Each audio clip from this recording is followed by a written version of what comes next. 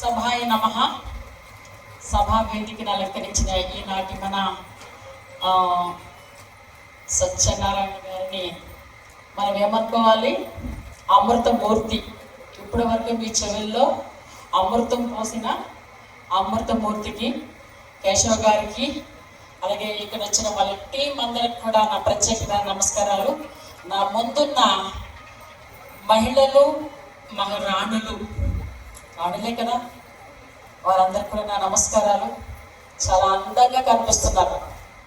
ఎంతమంది మగాళ్ళున్నా ఈ యొక్క అందము, ఈ యొక్క బ్యూటీ అనేది ఎందరికో కానీ మన సృష్టి ధర్మం.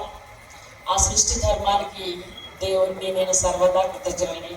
ఎందుకంటే ఎత్ర నారి, అక్కడ రాశారు చూడండి, సార్ రాశారు చూసారా, ఎత్ర నార్యస్తు పూజిస్తే రమంతే తత్ర దేవతాహ.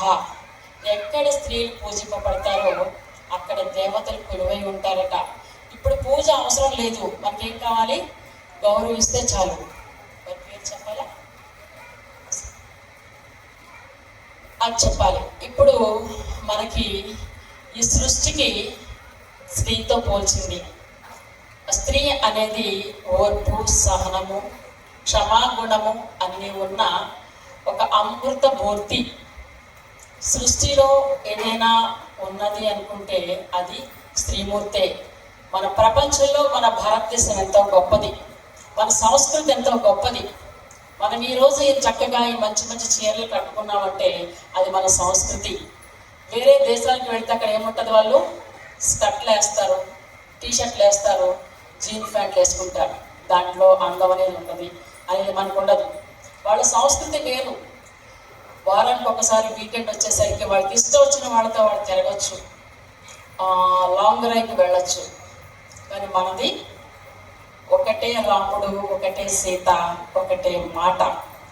ఆ పురుషుడు కొట్టినా తిప్పినా ఆయనతోటే మన యొక్క గమనం, జీవితం అంతా కూడా ఆయనతోటే మనకి ఉన్నదన్నమాట.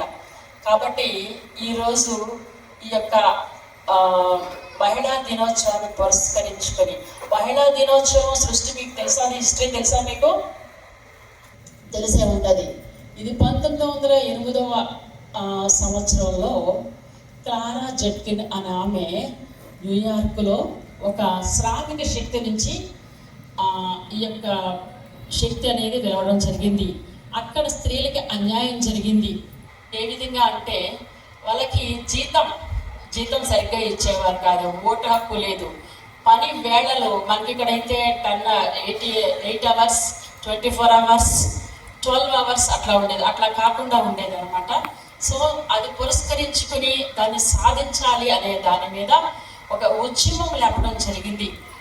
100 మంది ఉద్యమకారిణీలతో ఆమె ఉద్యమం చేయగానే దద్దరిల్లే దేశాలు, 7 దేశాలతో దద్దరిల్లి ఆ యొక్క వాళ్ళు చేసి డిమాండ్స్ని వాళ్ళు యాక్సెప్ట్ చేయటం జరిగింది. తద్వారా ఆ విధంగా ఆ యొక్క మార్చి 8నే ఎందుకు జరగాలి అంటే గగారియన్ క్యాలెండర్ అనేది రష్యా దేశం వాళ్ళు పాటించేవారు.